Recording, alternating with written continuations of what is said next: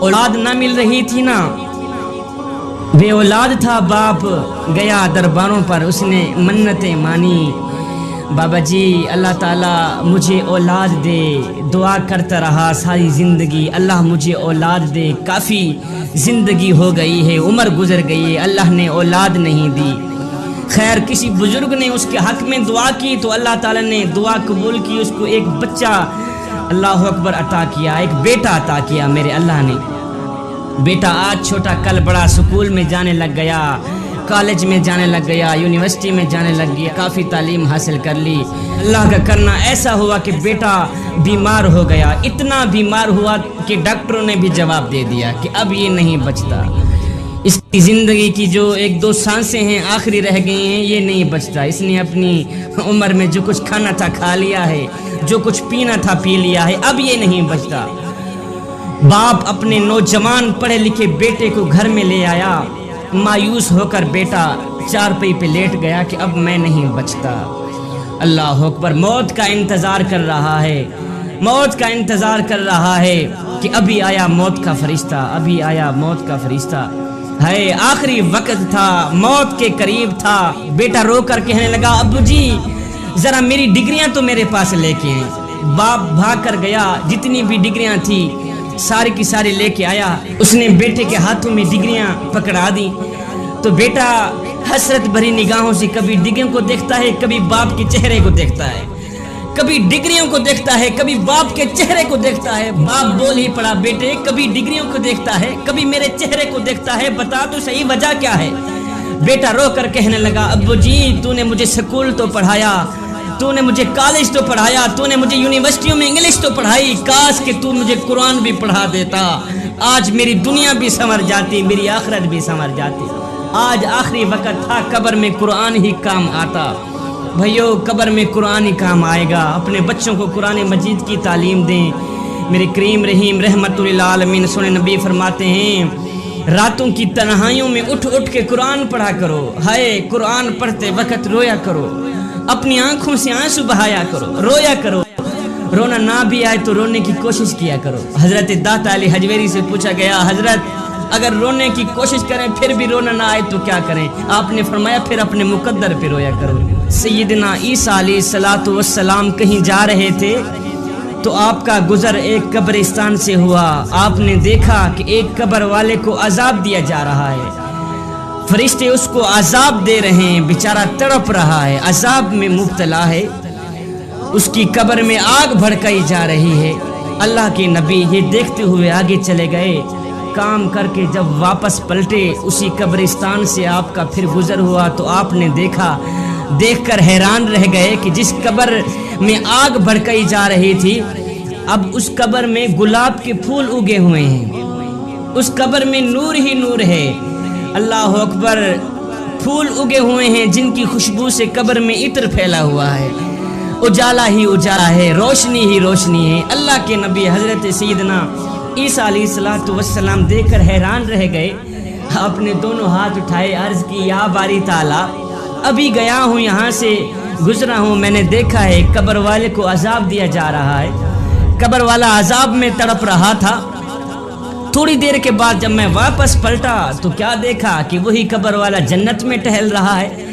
غیب سے آواز آئی، میرے اللہ نے فرمایا عیسیٰ بات اصل میں یہ ہے کہ یہ بندہ گنہگار تھا، بدکار تھا، جب سے یہ مرا ہے عذاب میں مبتلا ہے، جب سے یہ مرا ہے عذاب میں مبتلا ہے، لیکن اس نے اپنی بیوی حاملہ چھوڑی ہوئی تھی پیچھے، اس کی بیوی کا ایک بچہ پیدا ہوا، اللہ اکبر، بچہ تھوڑا بڑا ہوا تو بیوی نے بچے کو مسجد میں بھیج دیا۔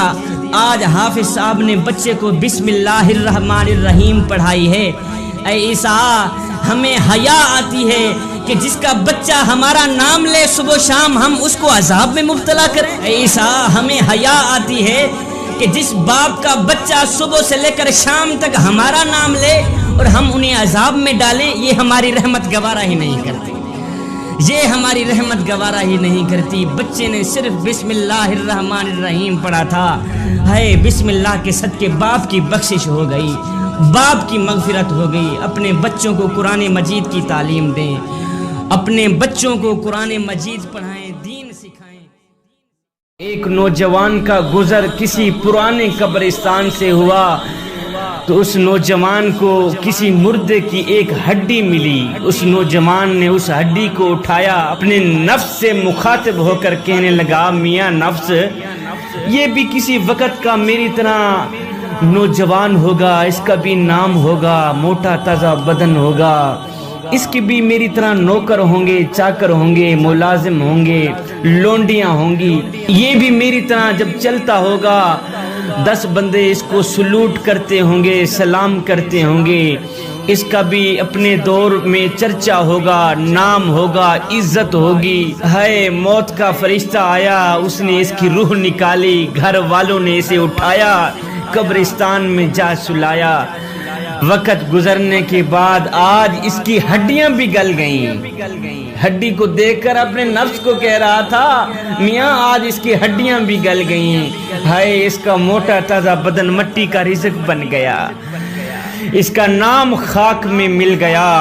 اپنے نفس کو مخاطب کر کے خون کے آنسو بہا کے نوجوان کہہ رہا تھا، میاں یہ حشر صرف اس کا نہیں ہوا، کل تیرا بھی ہونے والا ہے، کل تیرے پاس بھی موت کا فرشتہ آنے والا ہے، روح نکال کے چلا جائے گا، گھر والے تجھے اٹھائیں گے، قبرستان میں جا سلائیں گے، وقت گزر جائے گا، تیرا موٹا تازہ بدن مٹی کا رزق بن جائے گا۔ جس طرح اس کی ہڈیاں گل گئی ہیں، کل تیری بھی گلنے والی ہے۔ حضرت انسان تو غرور کس بات کا کرتا ہے؟ تیرے غرور کی اوقات تو بس اتنی سی ہے کہ جب تو دنیا میں آیا تھا تو لوگوں نے ہی تیرے ننگے وجود کو ڈھانپا تھا، جب تو دنیا سے گیا تھا، مرا تھا تو لوگوں نے ہی تیرے ننگے وجود کو ڈھانپ کر تجھے رخصت کیا تھا۔ میاں تو غرور کس بات کا کرتا؟ لوگ کیا کہیں گے؟ اور یار لوگ کیا کہیں گے؟ انسان ساری زندگی بس یہی سوچتا رہتا ہے کہ لوگ کیا کہیں گے۔ اے حضرت انسان، لوگ آخر میں بس یہی کہتے ہیں، انا للہ و انا الیہ راجعون۔ انسان جب پیدا ہوتا ہے تو 3 چیزوں کی خواہش رکھتا ہے۔ حضرت انسان کہتا ہے میرا نام اچھا ہو، انسان کہتا ہے میرا مکان اچھا ہو، کہتا ہے میرا لباس اچھا ہو، لیکن اے حضرت انسان یہ بھی قدرت کا قانون ہے کہ جب تو مرتا ہے تو یہ تینوں چیزیں ہی بدل جاتی ہیں۔ جو نام ہوتا ہے وہ مردوں میں تبدیل کر دیا جاتا ہے، جو مکان ہوتا ہے وہ قبر میں تبدیل کر دیا جاتا ہے، اور جو لباس ہوتا ہے وہ کفن میں بدل دیا جاتا ہے۔ ابن آدم میرا مال میرا مال میرا مال کرتا رہتا ہے، مگر اے ابن آدم یار تیرا مال صرف وہی ہے جسے تو نے کھا کر ہضم کر لیا، تیرا مال صرف وہی ہے جسے تو نے پہن کر بوشیدہ کر لیا اور صدقہ دے کر ساتھ لے گیا، بس یہی تیرا مال ہے۔ بابا زیادہ ہائے کرنے کی کوئی ضرورت نہیں۔ اے بندے یہ زندگی کے لمحے تیرے لیے غنیمت ہیں، انہی لمحوں میں کچھ کر لے، انہی لمحوں میں کچھ اکٹھا کر لے، انہی لمحوں میں خدا کی یاد اور محبت کے دیے اپنے دل میں جلا لے۔ معلوم نہیں پھر فرصت ملے نہ ملے، معلوم نہیں پھر یہ زندگی کے لمحے ملے نہ ملے۔ آج تیرے پاس وقت ہے توبہ کرنے کا، ہو سکتا ہے کل تیرے نصیب میں نہ ہو، تیری زندگی میں نہ ہو۔ آج تیرے پاس وقت ہے اللہ کو راضی کرنے کا۔ اے بندے ٹوٹا ہوا پیالہ جتنی عمدگی سے جوڑ لیا جائے نئے پیالے کی قیمت کا نہیں ہو سکتا۔ اسی طرح بوڑھا آدمی جتنی عمدگی سے سجدہ کر لے نوجوان کی طرح نہیں کر سکتا۔ اور بوڑھا بن کر تو بھیڑیا بھی پرہیزگار بن جاتا ہے، بوڑھا ہو کر بھیڑیا بھی پرہیزگار بن جاتا ہے، بکریوں کی جان چھوڑ دیتا ہے۔ اے جوانی میں توبہ کرنا تو نبیوں کا شیوا ہے۔ بادشاہ علاقے فتح کرتا کرتا ایک بستی کے قریب جا پہنچا، وہاں ایک قبرستان تھا۔ تو بادشاہ نے دیکھا کہ ہر قبر کے اوپر ایک پتھر پڑا ہوا ہے، پتھر کے اوپر قبر والے کا نام بھی لکھا ہوا ہے، قبر والے کی عمر بھی لکھی ہوئی۔ بادشاہ پڑھ کر حیران رہ گیا کہ کسی کی عمر 2 سال لکھی ہوئی ہے، کسی کی عمر 3 سال لکھی ہوئی ہے، 4 سال 8 سال 10 سال سے اوپر کسی کی عمر نہیں لکھی ہوئی، 10 سال سے اوپر کسی کی زندگی نہیں لکھی ہوئی۔ اللہ اکبر۔ بادشاہ ساتھ میں بستی تھی، بستی کے اندر گیا۔ بادشاہ نے پوچھا میاں یہ جو قبرستان ہے یہ بچوں کا قبرستان ہے؟ انہوں نے کہا نہیں بادشاہ، ہم تو بڑے بھی یہاں دفن کرتے ہیں۔ اس نے کہا پھر یہ کیا، کسی کی عمر 1 سال لکھی ہوئی ہے، کسی کی عمر 2 سال 4 سال 8 سال 10 سال سے اوپر کسی کی عمر نہیں لکھی ہوئی، 10 سال سے اوپر کسی کی زندگی نہیں لکھی ہوئی۔ میں تو کہتا ہوں یہ بچوں کا قبرستان ہے، تم کہتے ہو ہم بڑے بھی یہاں دفن کرتے ہیں۔ انہوں نے کہا بادشاہ ہمارے بڑوں نے ہمیں ایک سبق دیا تھا، ہم نے وہ سبق یاد رکھا ہوا ہے، بھولے نہیں۔ بادشاہ نے کہا وہ کون سا سبق ہے؟ انہوں نے کہا سبق یہ ہے کہ ہمارے بڑوں نے ہمیں کہا تھا بیٹا زندگی وہی ہے جو مالک کی چوکھٹ پہ گزر جائے، زندگی وہی ہے جو مالک کی دہلیز پہ گزر جائے۔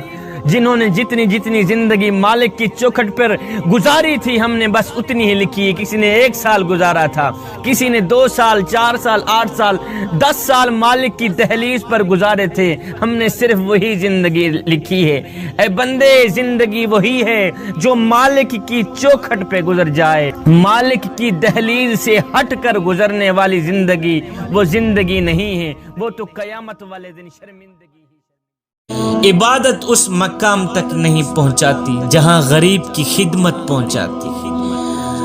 ابو نصر نامی ایک شخص تھا، اپنی بیوی اور ایک بچے کے ساتھ غربت کی زندگی بسر کر رہا تھا۔ ایک دن وہ اپنی بیوی اور بچے کو بھوک سے نڈھال روتا گھر میں چھوڑ کر خود غموں سے چور ہو کر کہیں جا رہا تھا کہ راستے میں سے اسے ایک عالم دین ملے۔ ابو نصر نے اس عالم دین سے کہا یا شیخ میں دکھوں کا مارا ہوں، غموں نے مجھے چکنا چور کر دیا ہے، میرے گھر کھانے کو کچھ نہیں، میری بیوی اور بچے بھوکے ہیں، بھوک سے نڈھال ہیں، میرے گھر میں کھانے کو کچھ نہیں، خدا کے لیے میری مدد کیجیے۔ شیخ صاحب نے کہا میرے پیچھے چلے آؤ، ہم دونوں سمندر پر چلتے ہیں۔ سمندر کے کنارے پہنچ کر شیخ صاحب نے اسے 2 رکعت نماز نفل پڑھنے کو کہا۔ نماز نفل پڑھنے کے بعد شیخ صاحب نے ابو نصر کو ایک جال دیتے ہوئے کہا کہ بسم اللہ پڑھ کر یہ جال سمندر میں پھینکو۔ ابو نصر نے جال سمندر میں پھینکا، جال میں پہلی بار ہی ایک بہت بڑی مچھلی پھنس کر باہر آئی۔ شیخ صاحب نے ابو نصر کو کہا کہ اس مچھلی کو جا کر فروخت کرو اور حاصل ہونے والے پیسوں سے اہل خانہ کے لیے کھانے پینے کا کچھ سامان خرید لینا۔ ابو نصر نے شہر جا کر مچھلی فروخت کی، کچھ سامان اور ایک میٹھا پراٹھا خریدا، میٹھا پراٹھا۔ ابو نصر خوشی خوشی پراٹھا لیے گھر کی طرف جا ہی رہا تھا کہ اس کی نظر راستے میں ایک بھوک کی ماری عورت پر پڑی، جس کے پاس اس کا بے حال ایک بچہ بھی بیٹھا ہوا تھا۔ ابو نصر نے اپنے ہاتھوں میں پکڑے ہوئے اس پراٹھے کو دیکھ کر خود کو کہنے لگا اے ابو نصر، اس بے حال بچے اور میرے بچے میں کیا فرق ہے؟ ہائے ہائے، میرا بچہ بھی گھر میں بھوکا اور یہ بھی بھوکا ہے۔ ابو نصر معاملہ تو ایک جیسا ہے، وہ بھی بھوکے اور یہ بھی بھوکے، لہٰذا یہ پراٹھے کن کو دیں؟ ابو نصر نے جب اس عورت کی آنکھوں کی طرف دیکھا تو اس کے بہتے آنسو برداشت نہ کر سکا۔ ابو نصر نے وہی پراٹھا اس عورت کو دیکھ کر کہا کہ مائی خود بھی کھاؤ، بچے کو بھی کھلاؤ۔ ہے ابو نصر پراٹھا دے کر غمگین دل لیے واپس اپنے گھر کی طرف یہ سوچتے آ رہا تھا کہ اپنے بھوکے بچے اور بھوکی بیوی کو کیسے منہ دکھاؤں گا۔ ابو نصر گھر جاتے ہوئے اس نے ایک آواز دینے والے کو دیکھا جو کہہ رہا تھا ہے کوئی جو مجھے ابو نصر سے ملا؟ لوگوں نے آواز دینے والے کو کہا بابا جی یہ جو سامنے شخص آ رہا ہے یہ ابو نصر ہے۔ اس بابا جی نے ابو نصر سے کہا کہ بھائی تیرے باپ نے آج سے 20 سال پہلے 30,000 درہم میرے پاس امانت رکھے تھے۔ آج سے 20 سال پہلے 30,000 درہم میرے پاس امانت رکھے تھے۔ جب سے تیرا والد فوت ہوا ہے میں ڈھونڈتا پھر رہا ہوں اور آوازیں دے رہا ہوں ہے کوئی مجھے جو آپ سے ملا دے۔ اے ابو نصر یہ لو 30,000 درہم، یہ تیرے باپ کا مال ہے اور تیری ملکیت ہے۔ ابو نصر کہتا ہے میں بیٹھے بٹھائے امیر بن گیا، پھر میرے کئی گھر بنے، میری تجارت پھیلتی چلی گئی، میں نے کبھی بھی اللہ کے نام پر دینے میں کنجوسی نہیں کی تھی، میں تو ایک دن میں بادشاہ بن گیا۔ اللہ اکبر۔ مجھے اپنے آپ پر رشک آتا تھا کہ میں کیسے کھلے دل سے صدقہ و خیرات کرنے والا بن گیا۔ ابو نصر کہتا ہے ایک دن میں نے خواب دیکھا کہ حساب و کتاب کا دن ہے، قیامت کا دن ہے، میرے گناہ اور ثواب تولے گئے، ایک پلڑے میں میری نیکیاں اور دوسرے پلڑے میں میرے گناہ رکھ دیے گئے۔ کہا افسوس، گناہوں کا پلڑا بھاری ہو گیا۔ جب گناہوں والا پلڑا بھاری ہوا تو میں نے کہا آخر کہاں گئے وہ صدقہ و خیرات جو میں کھلے دل سے دیا کرتا تھا غریبوں کو؟ کہاں گئے وہ صدقہ و خیرات؟ آج تو گناہوں والا پلڑا بھاری ہو گیا، نیکیوں والا پلڑا بھاری کیوں نہیں ہوا؟ کہاں گئے وہ صدقہ و خیرات جو میں کھلے دل سے سخی بن کر لوگوں کی خدمت کیا کرتا تھا؟ تولنے والوں نے کہا اے ابو نصر، تیرے نفس کی شہوات نے، تیرے نفس کی خواہشات نے ان صدقات کو روئی سے بھی زیادہ ہلکا کر دیا۔ جو تو خود پر ناز کیا کرتا تھا نا، تیری ان شہوات نے ان صدقہ و خیرات کو روئی سے بھی زیادہ ہلکا کر دیا ہے، اب وہ کسی خاطر کی نہیں۔ ابو نصر کہتے ہیں کہ میں رو پڑا، رو کر کہنے لگا ہائے پھر تو میں مارا گیا، پھر مجھے نجات کیسے ملے گی؟ اتنے میں ایک فرشتہ آیا، اس نے اس بھوکی عورت کے آنسو جس کو میں نے پراٹھا دیا تھا، جب پراٹھا دیا تھا تو خوشی میں اس کے آنسو نکلے تھے، خوشی میں کہ پراٹھا مل گیا ہے، میں بھی بھوکی ہوں، میرا بچہ بھی بھوکا ہے، میں بھی کھاؤں گی، میرا بچہ بھی کھائے گا۔ اللہ اکبر۔ اسی خوشی میں اس عورت کی آنکھوں سے جو آنسو نکلے تھے اور میرے حق میں اس کے منہ سے جو دعا نکلی تھی، فرشتوں نے وہ آنسو اور وہ دعا نیکیوں والے پلڑے میں جیسے ہی رکھا تو نیکیوں والا پلڑا بھاری ہو گیا۔ اللہ اکبر۔ خوشی سے وہ نکلے آنسو اور میرے حق میں اس کے منہ سے نکلی گئی دعا جیسے ہی پلڑے میں رکھی گئی تو پلڑا بھاری ہو گیا نیکیوں والا۔ کہا اتنے میں میری آنکھ کھل گئی۔ جب آنکھ کھلی تو خود کو میں نے کہا اے ابو نصر، جہاں تجھے بڑے بڑے صدقے نہ بچا سکے وہاں تجھے وہ ایک روٹی بچا گئی جو تو نے غریب عورت کو دی تھی۔ ایک روٹی بچا گئی، ایک پراٹھا بچا گیا جو تو نے غریب عورت کی مدد کی تھی، خدمت کی تھی۔ صاحب، عبادت اس مقام تک نہیں پہنچاتی جہاں غریب کی خدمت پہنچاتی ہے، صدقہ و خیرات اس مقام تک نہیں پہنچاتا جہاں غریب کے منہ سے نکلی دعا پہنچاتی۔ دنیا میں اتنا کوئی کسی کے لیے نہیں رویا جتنا میرا نبی اپنی امت کے لیے رویا ہے۔ دنیا میں اگر کوئی کسی کے لیے رویا ہے تو صرف آنسو بہا بہا کے ہے میں قربان جاؤں، میرا نبی اپنی امت کے لیے جب بھی رویا ہے خون کے آنسو رویا ہے۔ ہاں آدم علیہ السلام بھی روئے تھے مگر اپنی ذات کے لیے، اپنی اولاد کے لیے۔ نوح علیہ السلام بھی روئے تھے صرف اپنی ذات کے لیے، اپنی اولاد کے لیے۔ شعیب علیہ السلام تو اتنے روئے آنکھوں سے بھی ہاتھ دھو بیٹھے، میرے اللہ نے آنکھوں سے نوازا۔ پھر حضرت سیدنا شعیب علیہ السلام اتنے روئے آنکھیں پھر جاتی رہیں، میرے اللہ نے فرمایا میرا شعیب تو اتنا کیوں روتا ہے؟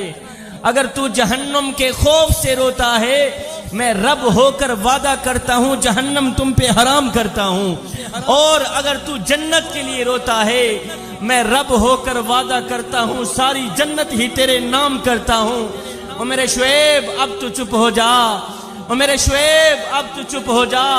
شعیب کی چیخیں اور بلند ہونا شروع ہوئیں، شعیب رو کر کہنے لگے او میرے کریم رب تو جانتا ہے تیرا شعیب نہ تو جہنم کے خوف سے روتا ہے، تیرا شعیب نہ تو جنت کی لالچ کے لیے روتا ہے، اور میرے کریم رب تیرا شعیب تو بس اس لیے روتا ہے کہ تو راضی ہو جا۔ 1,24,000 رسولوں اور پیغمبروں میں سے ہر ایک نبی رویا ہے، اپنی اولاد کے لیے رویا ہے، صرف اپنی ذات کے لیے رویا ہے۔ میں قربان نہ جاؤں اپنے کریم نبی کے نام پہ کہ میرا کریم نبی جب بھی روتا ہے امت کے لیے روتا ہے، اور میرا کریم نبی قیام میں ہے تو امت یاد ہے، میرا نبی رکوع میں ہے تو امت یاد ہے، اور میرا نبی سجدے میں ہے تو امت یاد ہے۔ اور حضور کی آمد کا جشن منانے والوں، اور کوئی ایسا پیار کرنے والا پہلے مجھے دکھاؤ تو صحیح، مجھے بتاؤ کوئی اتنی محبت کرنے والا بھی ملے گا جو کہ ہے میرے امتی کانٹا تیرے پاؤں میں چبھتا ہے درد میں محمد کو ہوتا ہے، کانٹا تیرے پیر میں چبھتا ہے تکلیف میں محمد کو ہوتی ہے۔ اتنا پیار، اتنی محبت۔ آؤ میں تمہیں ایک ایسی درد بھری کہانی نہ سناؤں جس نے میرے کریم نبی کو 1 بار نہیں، 2 بار نہیں، 5 بار تڑپایا، 5 بار رلایا۔ میرے کریم نبی یہ درد بھری داستان سنتے تھے اور خون کے آنسو رویا کرتے تھے۔ ایمان لانے کے بعد ایک شخص میرے نبی کی خدمت میں حاضر ہوا، آ کر کہتا ہے حضور آپ کی آمد سے پہلے، آپ کی تشریف آوری سے پہلے میری بیوی امید سے تھی اور میں کہیں لمبے سفر پہ گیا ہوا تھا۔ کافی عرصہ بعد جب میں گھر میں واپس پلٹا تو میرے آنگن میں میری بیٹی کھیل رہی تھی، میرے گھر کی دہلیز پر میری بیٹی کھیل رہی تھی۔ جیسے ہی میں نے گھر کی دہلیز پر قدم رکھا تو میں نے کیا دیکھا، میری ننھی منی بیٹی دوڑ کر آئی، میرے قدموں سے لپٹ گئی۔ اے حضور میں قربان جاؤں آپ کی آمد پر، آپ کی تشریف آوری پر۔ کافی عرصہ بعد جب میں نے گھر کی دہلیز پر قدم رکھا تو میری بیٹی دوڑ کر آئی، میرے قدموں سے لپٹ گئی۔ حضور ادھر ننھی منی بیٹی قدم چوم رہی تھی، ادھر میں نفرت بھری نگاہوں سے اپنی بیوی کو گور کے دیکھ رہا تھا اور کہہ رہا تھا او ذلیل عورت، او کم بخت، تو نے اس سانپ کو ہی جنم دینا تھا، تو نے اس سانپ کو پیدا کیوں کیا ہے؟ اور بیٹیوں والے باپ میرے سامنے بیٹھے ہیں میاں، آج تیری بیٹی کو جو مقام ملا ہے، تیری بیٹی کو جو عزت ملی ہے، بتانا یہ چاہتا ہوں کس نبی کی آمد کا صدقہ ملی ہے۔ حضور ادھر بیٹی قدم چوم رہی تھی، ادھر میں نفرت بھری نگاہوں سے اپنی بیوی کو گور کے دیکھ کر کہنے لگا اور بدبخت اور ذلیل عورت، تو نے اس سانپ کو جنم کیوں دیا ہے؟ میں اپنی بیوی کو گالیاں دینے لگا، تو نے اس سانپ کو جنم کیوں دیا ہے؟ معاشرے میں تو نے میری ناک کٹا کے رکھ دی ہے۔ اے حضور میں موقع کی تاک میں رہا کہ مجھے ایسا موقع مل جائے اس سانپ کو اٹھاؤں جا کے زندہ ہی دفن کر دوں۔ حضور میں موقع کی تاک میں رہا۔ حضور جب میں چارپائی پہ بیٹھتا تھا تو میری ننھی منی بیٹی دوڑ کر جاتی تھی، پانی لے کے آتی تھی، کبھی میرا ہاتھ دھلا رہی، حضور کبھی میرے ہاتھ چوم رہی، کبھی میری پیشانی چوم رہی، کبھی میرا چہرہ چوم رہی۔ حضور اس کے دل میں میری بیوی نے ایسی محبت ڈال دی تھی کہ وہ مجھ سے ٹوٹ کے محبت کرنے لگی، وہ پھوٹ کے پیار کرنے لگی۔ حضور میں موقع کی تاک میں رہا، مجھے کوئی ایسا موقع مل جائے میں اس سانپ کو اٹھاؤں جا کے زندہ ہی دفن کر دوں۔ اے حضور ایک دن میں نے موقع پایا، میری بیوی کہیں گئی ہوئی تھی تو میں نے موقع پایا، اپنی ننھی منی بیٹی کو اٹھایا، اپنے کندھے پہ بٹھایا، صحرا کی طرف چل دیا۔ حضور میں ایک ایسی جگہ پر جا پہنچا جہاں مجھے کوئی دیکھنے والا نہیں تھا۔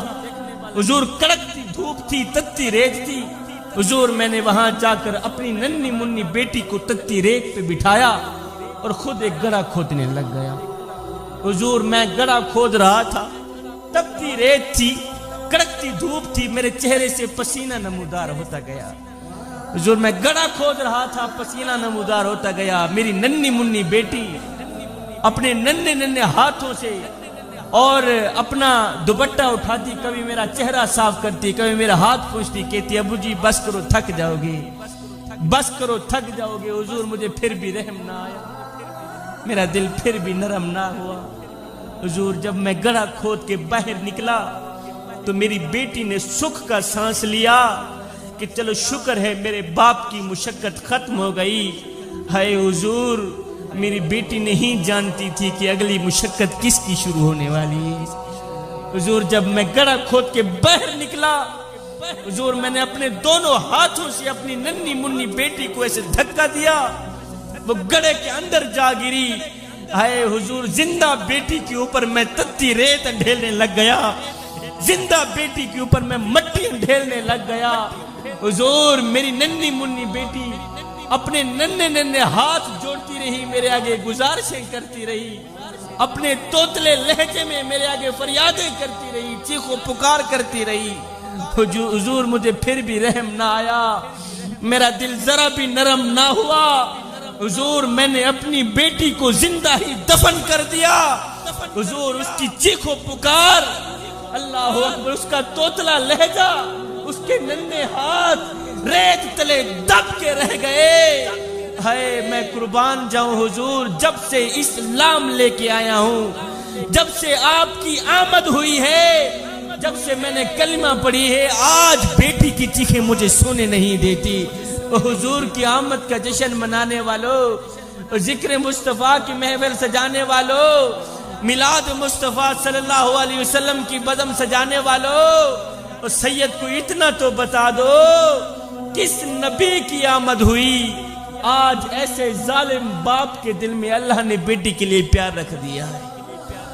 مجھے اتنا تو بتا دو کس نبی کی تشریف آوری ہوئی. آج ایسے ظالم باپ کے دل میں اللہ نے بیٹی کے لیے پیار رکھ دیا ہے.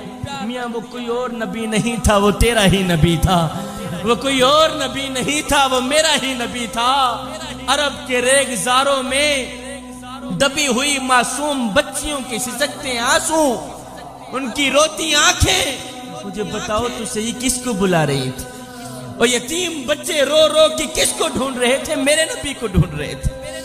صدیاں انتظار کرتی رہی, زمانہ انتظار کرتے رہا, لوگ راہوں میں بیٹھے انتظار کرتے رہے, یتیم بچے رو رو کے ڈھونڈتے رہے, نبی انتظار کرتے رہے. کوئی تو ہاتھ پھیلا کے کہہ رہا تھا ربنا وبعث فیہم رسولا, مالک آنکھیں بڑی ہو گئی ہیں, اب تو رسول بھیج بھی دے.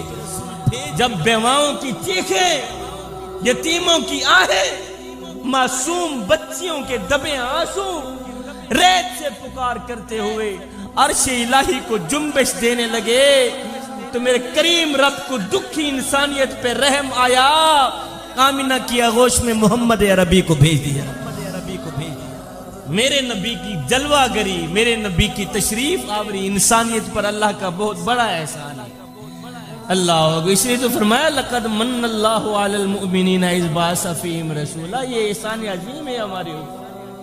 اتنی بڑی نعمت ہمیں مل گئی, اتنی بڑی ہستیاں ہمیں مل گئی. صدیاں انتظار کرتی رہی, زمانے انتظار کرتے رہے, لوگ راہوں میں بیٹھے انتظار کرتے رہے. ہم نے کوئی انتظار تو نہیں کیا, ہم نے کوئی آرزویں تو نہیں کی, ہم نے کوئی تمنائیں تو نہیں کی. جی میں شالا بس ماں کے شکم سے ماں کی گود میں آئے تھے, آنکھ کھولی تھی, ابو جی گئے مؤذن کو بلا کے لائے. مؤذن نے آ کے ہمارے کان میں پھونکا دیا, او میاں مبارک ہو, تو حضور کا غلام بن کے آ رہا.